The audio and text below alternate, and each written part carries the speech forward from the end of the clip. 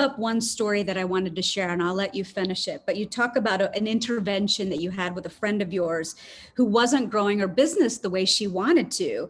And after you asked her a series of questions, you realized that she kept signing up for new courses and signing up for new certifications. And she spent like a ton of money in that, thinking that was going to magically change her business, but it didn't. So I'd love for you to speak to that before we go into the tips.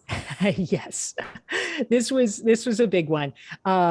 So there's a concept that I talk about in the long game called thinking in waves, and the basic idea is you cannot get away with just doing the same thing over and over again. If you want to be a successful professional, especially if you want to be a successful entrepreneur, but this applies to everybody, you need to actually learn to do different things.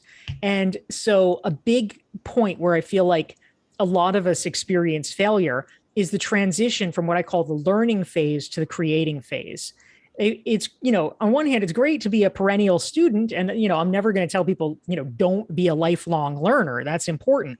But some people, I think you probably know people like this. Some people use learning as a form of procrastination. They use learning as a way of convincing themselves they're doing the work.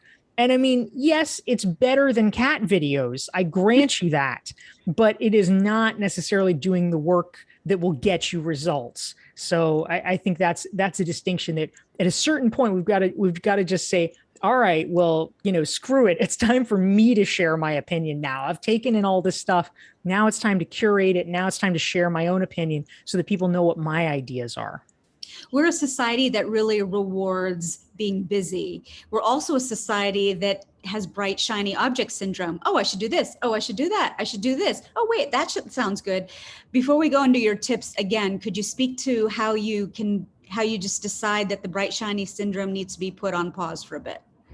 Yeah. So in the long game, I have it here, so I'll just wave it around. In the long game, another framework that I talk about, which I picked up from a friend of mine named Jared Kleinert. This is actually one of the best ways of learning is writing books, because I interviewed Jared for this book, my previous one, Entrepreneurial You, and he told me about this concept, and I didn't really focus on it that much because it wasn't the point of that book, but it stayed with me. And I when it came time for me to write the new book, I was like, oh yeah, this is something I want to go deeper into. But he talked about how he thinks of his life in terms of heads up and heads down mode. And I think it's a really useful frame, because we do need to have both and do both, right? I think for a lot of us, there's a tendency, you sort of have a natural predisposition, right? Some people are just all heads down all the time, and they just execute.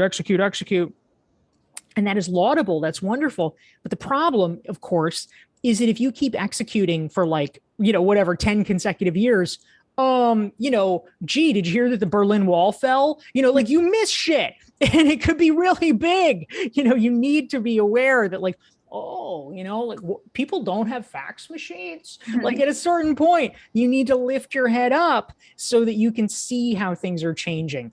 And meanwhile, there's of course the other kind of person, which is the always heads up, always like, oh, but it could be better. It could be better. It's like the perennial, Tinder swiper, because, there's always someone better around the corner. At a certain point, you got to commit. You got to put your stake in the ground and say, all right, now, I have made the decision.